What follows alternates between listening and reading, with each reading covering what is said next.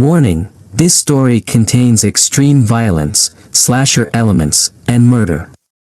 I encourage you to listen to the entire story, and if you enjoy this type of content, please subscribe and press the bell icon to stay updated. The air surrounding Blackwood Manor was thick with foreboding, the ancient mansion looming like a forgotten relic, its walls whispering secrets of unspeakable horrors. No one dared to speak of the woman who haunted its cursed halls, but those who entered never left. When Jonathan and his friends arrived, the allure of the manor was irresistible. They'd heard the legends, a beautiful woman cursed to wander, seducing any who crossed her path. They laughed at the warnings, confident it was all just stories, but the moment they stepped inside, the air turned cold, and a sultry whisper echoed through the darkness. She appeared, a vision of pale beauty, draped in a gown that clung to her perfect form. Her eyes dark pools of hunger. Her touch was ice, but her lips promised warmth no mortal could resist. Jonathan was the first to fall under her spell. Her fingers trailed along his skin, a seductive caress that sent chills down his spine. Her beauty was hypnotic, her presence overwhelming, but beneath the surface of her allure lay a hunger that could never be sated. Her kiss was electric, tinged with bloodlust, and as her lips met his, the terror began. One by one, the group succumbed to her deadly seduction. The halls echoed with screams as the woman's touch turned fatal. She toyed with them, their terror only fueling her desire. They were trapped, ensnared in her web of erotic horror. Their bodies and minds twisted by her haunting presence, the manor became a living nightmare, its walls closing in as the cursed woman hunted them down, her pale form a blur of blood and lust. Each encounter was more brutal than the last, her laughter echoing through the corridors as her prey fell before her. She was relentless, feeding off their fear, their desperation only heightening the pleasure she derived from their suffering. As the night deepened, only Jonathan remained. Desperation clawed at him as he tried to escape, but the woman's promising pleasures beyond imagination. He knew what awaited him, but the pull was too strong, her beauty too overwhelming. In the final moments, as she closed in, her pale hands wrapping around him, Jonathan understood the truth: there was no escape. Blackwood Manor was her domain, and in her embrace, death was not an end, but an eternal prison of pleasure and pain. Jonathan's pulse raced, the sound of his own heartbeat echoing in his ears as he darted down the dark, narrow hallways of Blackwood Manor. The air felt thick with decay, and the faint whispers of the cursed woman seemed to follow him, pressing in closer with each step. Her laughter, soft and seductive, sent shivers down his spine, its haunting melody laced with promises of pleasure and death. He could feel her presence everywhere. No matter how fast he ran, it felt as though she was just behind him, a ghostly breath on the back of his neck. But Jonathan knew that stopping would mean succumbing to her deadly allure, just as his friends had before him. Mark had been the first. Bold, brash, and unafraid, he disappeared into the mansion's opulent drawing room, only for Jonathan to find him moments later in a horrific scene of lust and violence. The woman had straddled him, her once beautiful face twisted into a grotesque mask of desire, blood dripping from her lips as Mark's lifeless eyes stared into nothing. Her fingers had raked down his chest, carving deep, bloodied lines into his flesh as she reveled in her dark pleasure. Jonathan's mind screamed at the memory, but he couldn't tear it away. He stumbled into another room, slamming the door behind him, his breathing ragged and desperate. The flickering candlelight cast eerie shadows across the walls, but even that small light couldn't drive away the encroaching darkness. He could hear her again, the subtle tap of her bare feet across the creaking floorboards, the whisper of her gown dragging along the ground, an giggle that made his stomach churn with both dread and a strange, magnetic pull. His eyes darted across the room, landing on the shattered remains of a mirror, its broken pieces scattered across the floor. It was then that he saw her, a fleeting reflection, her eyes locking with his through the shards. Pale and ethereal, she stood in the doorway, her figure more hauntingly beautiful than before. Her lips parted slightly, revealing blood-stained teeth, and her voice, though barely above a whisper, echoed through his mind. "Jonathan," she cooed, her voice sweet venom, "you cannot run forever." He backed away, stumbling into a chair as she glided into the room, her movements unnervingly fluid. Almost inhuman. The closer she came, the more the air around him thickened with an oppressive heat. Despite the terror crawling up his throat, Jonathan felt the pull, the unnatural desire to submit, to be enveloped by her cold embrace. His body betrayed him, trembling not with fear but with a twisted anticipation. She reached out, her fingers ghosting along his cheek, leaving a trail of ice-cold desire in their wake. His knees buckled, and he fell to the floor, her presence overwhelming.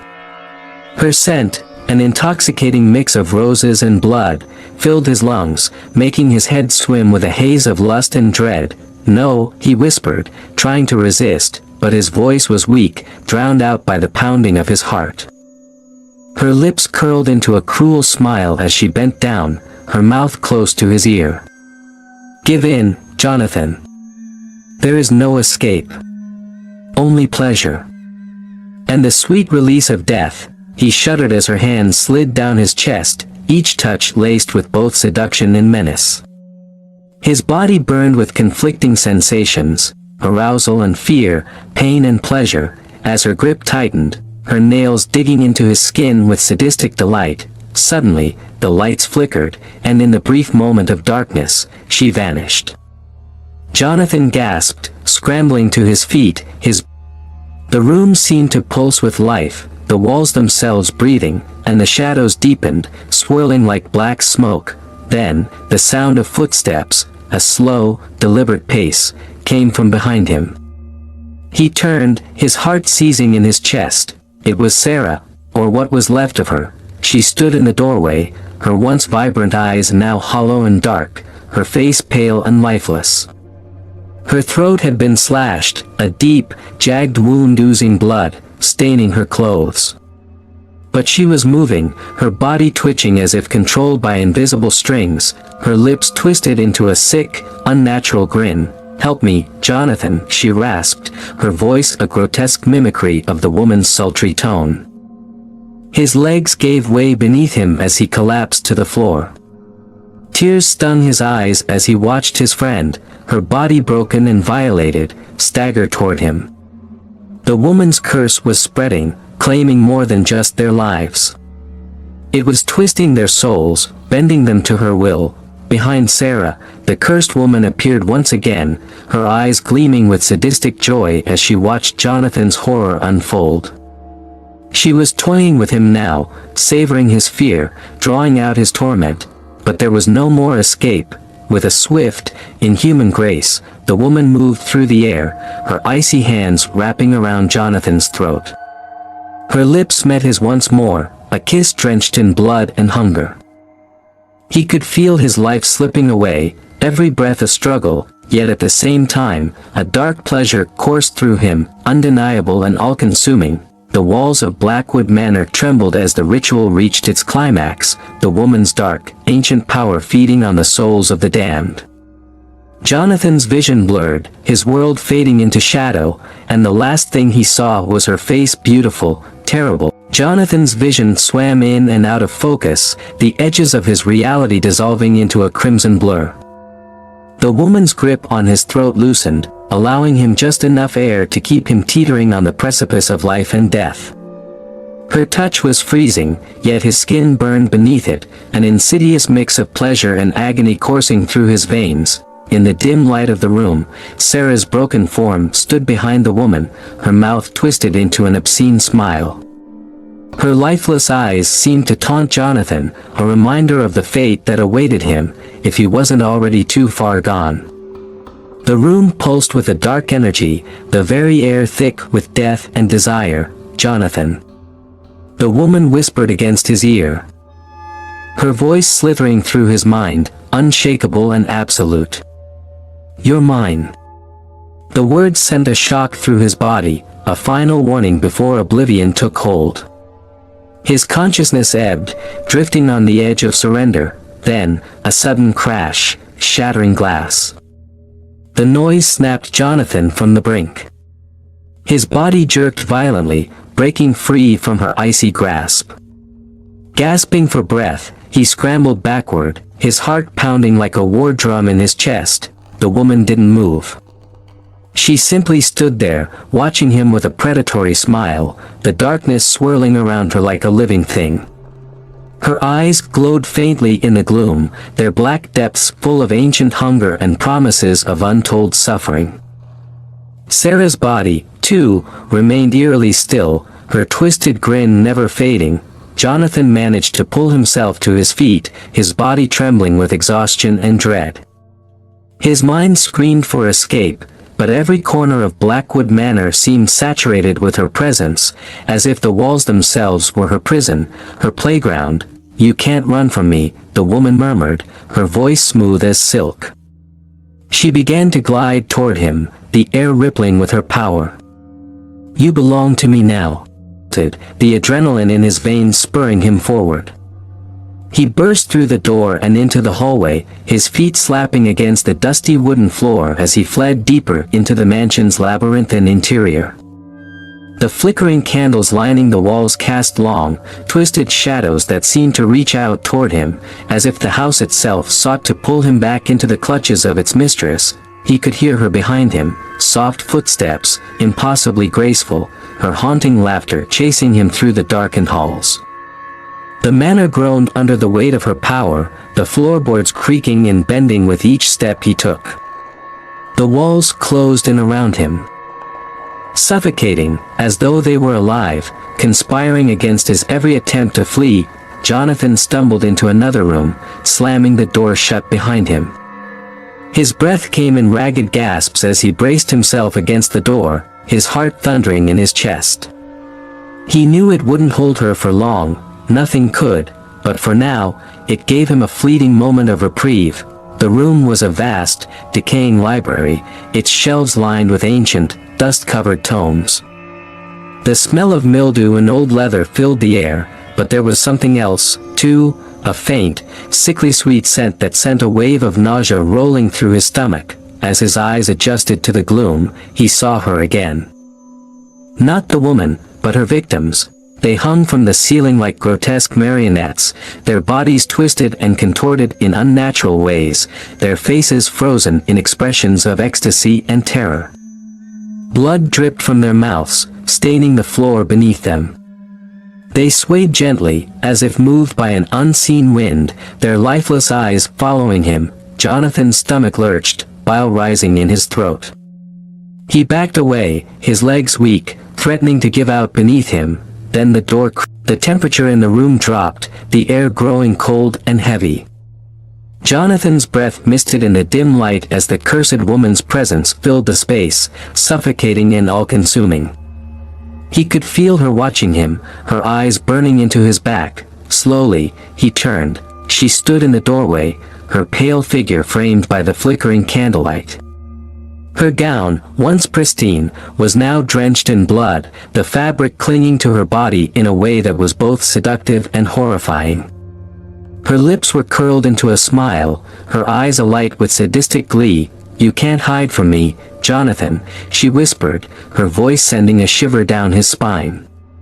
She took a step forward, her bare feet soundless on the floor. "You can't escape." Jonathan's mind raced, searching for any possible means of escape, but there was none. The room was a dead end, the only exit blocked by her. His heart pounded in his chest, the sound deafening in the oppressive silence. He was trapped. Her smile widened as she moved closer, her hips swaying with each step. "Do you know why I haunt this place?" she asked, her voice soft and lilting, as though she were speaking to a lover. "Why I crave the souls of those who enter my domain." Jonathan didn't respond. He couldn't. His throat was too tight, his fear too overwhelming. She continued, her eyes never leaving his. "Long ago, I was betrayed. Murdered by the man I loved.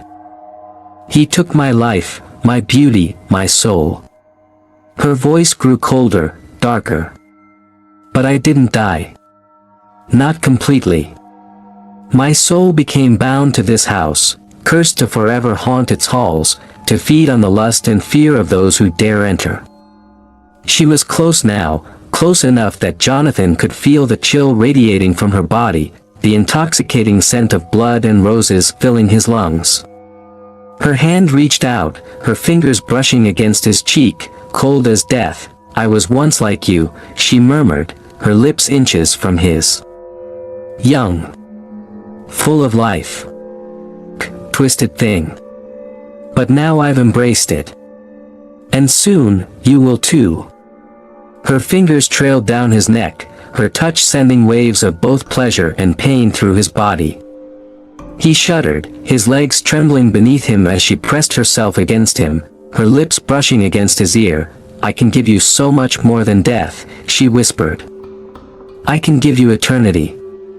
Jonathan's mind screamed at him to fight, to run, to do anything but succumb to her, but his body betrayed him. Her touch was too powerful, her allure too strong. His heart raced, his breath coming in shallow gasps as the dark, seductive pull of her curse wrapped around him, drowning him in a sea of desire and terror. Then, in a flash of clarity, he remembered the others, his friends, twisted and broken, their souls trapped in her web of torment. He couldn't let that be his fate. He wouldn't. With a sudden burst of adrenaline, Jonathan shoved her away, her icy grip slipping from his skin. She staggered back, surprise flashing in her eyes for the briefest of moments before they darkened with fury. You think you can defy me? She hissed, her voice venomous. The temperature in the room plummeted, frost spreading across the floor as her power surged. You will suffer for that. Jonathan didn't wait for her to recover. He bolted for the window, his body crashing into the glass with all his strength. The window shattered, shards of glass slicing into his skin, but he didn't care. He tumbled out into the night, the cold air hitting him like a wall as he fell to the ground below. Pain shot through his body as he landed, but he forced himself to his feet, blood dripping from his wounds. He glanced back at the shattered window, expecting to see her following, but the darkness remained still. For now, Jonathan didn't stop. He ran, his legs carrying him away from the mat of the surrounding forest loomed ahead, their gnarled branches stretching toward him like skeletal hands. But he didn't care. Anything was better than staying within the cursed walls of Blackwood Manor. As he disappeared into the forest, the sound of her laughter echoed behind him, chilling and triumphant. The hunt was far from over. Jonathan stumbled through the dense underbrush, his lungs burning as he gasped for breath. The branches tore at his skin, leaving deep scratches in their wake, but he didn't care. All that mattered was putting as much distance as possible between himself and the cursed woman, but no matter how far he ran, he could still feel her presence, lingering at the edge of his awareness. It was as if she was tethered to him, her curse stretching beyond the confines of Blackwood Manor. The forest was a twisted labyrinth of darkness and shadow, and Jonathan's sense of direction was long gone. Every path he took seemed to lead him deeper into the unknown, the trees growing taller, their branches thicker, as if the very forest was conspiring to keep him from escaping. He stumbled into a clearing, collapsing onto the cold, damp ground. His body was exhausted, his wounds stinging with pain, but he couldn't stop. Not yet. Jonathan lay in the clearing, his breath coming in ragged gasps. The cold, damp earth clung to his clothes, and the stinging pain of his injuries fought to pull him into unconsciousness. But he couldn't afford to pass out. Not now. Not when she was still out there, hunting him, the woman. That cursed woman.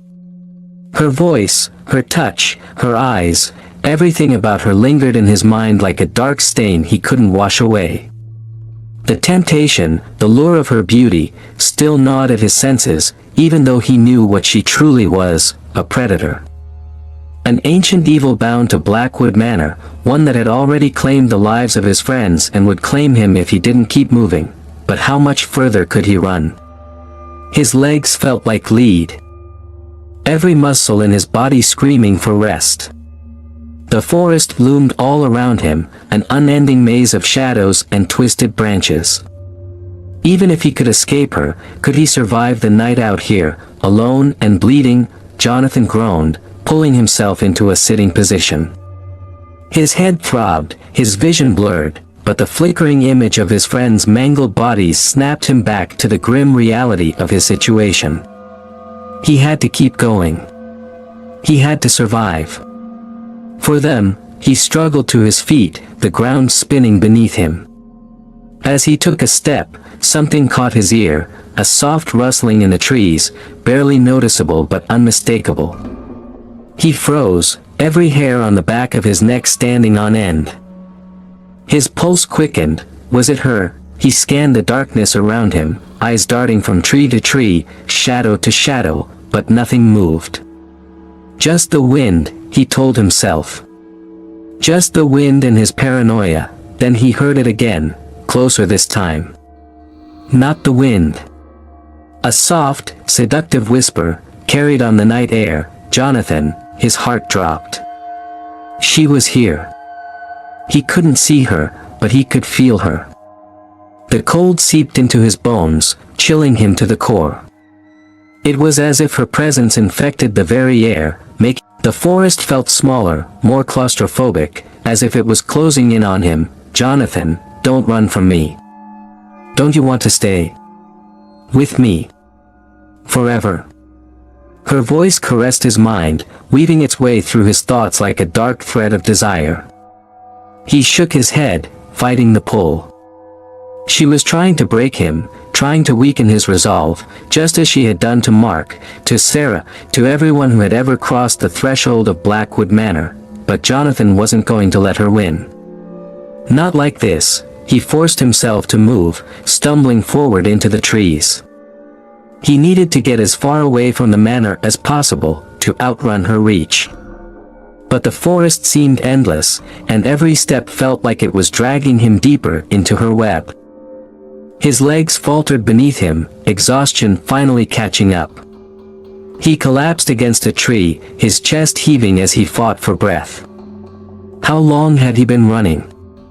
How much further could he go before his body gave out completely? For a brief moment, the forest grew silent. The whispering stopped, the wind stilled, and Jonathan dared to hope that maybe, just maybe, she was gone. But that hope was shattered when he felt it, the cold touch of her fingers brushing against the back of his neck. He whipped around, but no one was there. Only the darkness, stretching on forever. Come back to me, Jonathan. Her voice purred, disembodied, omnipresent. You know you want to. His skin crawled. He tried to move again, but his legs wouldn't obey. His body felt heavy, rooted to the spot. He couldn't outrun her. She was in his mind, in his soul, infecting every part of him. The rustling in the bushes made him whirl around. From the shadows, something emerged, a figure, pale and ghostly in the moonlight. At first, he thought it was her, but as the figure drew closer, his blood ran cold. It was Mark, torted, his face frozen in a grotesque smile. His eyes, empty and lifeless, stared straight through Jonathan. His clothes were torn, blood-stained, and his skin was pale as death. Jonathan, Mark rasped, his voice barely human. You should have stayed with us. With her. Jonathan backed away, his heart hammering in his chest. This wasn't Mark. This was something else. Something the cursed woman had twisted and bent to her will. I can't. Jonathan stammered, unable to form the words, unable to comprehend the horror in front of him. You belong to her now, Mark said, his voice low, almost soothing. You can't escape. None of us can. Jonathan shook his head. Panic surging through him. This couldn't be real. It had to be a trick, a nightmare conjured by the cursed woman to break him, but as Mark stepped closer, the reality of the situation hit Jonathan like a punch to the gut. He wasn't dreaming. This was real. And if he didn't get out of here, he would end up just like his friend, another puppet in the cursed woman's collection. Summoning the last of his strength, Jonathan turned and ran, his legs burning as he pushed through the undergrowth. He didn't care where he was going. All that mattered was getting away. Away from Mark. Away from the woman. Away from the nightmare that had consumed his life. But no matter how far he ran, he could still hear them, Mark's rasping voice and the woman's seductive whispers, following him. Chasing him through the trees, never letting him go, and then he saw it. Through the trees, barely visible in the moonlight, was Blackwood Manor. He had run in a circle. Jonathan stopped, staring at the manor in disbelief. His heart sank, dread creeping into every fiber of his being. He had tried to escape, but it had all been for nothing. The cursed woman had lured him back. Back to where it all began. No. No. He muttered, backing away from them, but it was too late. The air around him grew colder, the darkness closing in like a suffocating blanket. And then, out of the shadows, she emerged, the cursed woman. She stood before him, her pale skin glowing in the moonlight, her eyes gleaming with hunger. Her gown clung to her body, soaked in blood, and her lips curved into a smile that was both beautiful and terrifying. "Jonathan," she whispered, her voice like velvet. "You can't run from me. You belong here. With me." Jonathan stumbled backward, his legs trembling. "No. I won't." She took a step toward him, her movements slow, deliberate. "You've been running from me all night. But deep down, you know you can't escape. You don't want to escape." Her words slithered into his mind, twisting his thoughts, bending his will. He could feel her power wrapping around him like a vice, crushing any resistance he had left. "You're mine, Jonathan," she purred, her eyes locking with his. "Come to me." Jonathan's body moved of its own accord, his legs carrying him toward her despite the screaming protests of his mind. He tried to fight it, but her pull was too strong. Her beauty, her allure, was irresistible. As he drew closer, her arms opened wide, welcoming him into her deadly embrace. Her smile widened, revealing sharp, blood-stained teeth. "Come," she whispered, her voice soft, seductive. "Let me show you the pleasures of eternity." Jonathan's heart raced, fear and desire warring within him. He knew what awaited him, knew that once he crossed the threshold, there would be no turning back. But the pull of her power was too strong. He couldn't fight it any longer. With trembling hands, he reached out to her, her cold fingers wrapped around his, pulling him closer, drawing him into her embrace. Her lips brushed against his ear, sending shivers down his spine. "You're mine now," she whispered. "Forever." The last thing Jonathan saw before the darkness claimed him was her eyes, dark, endless.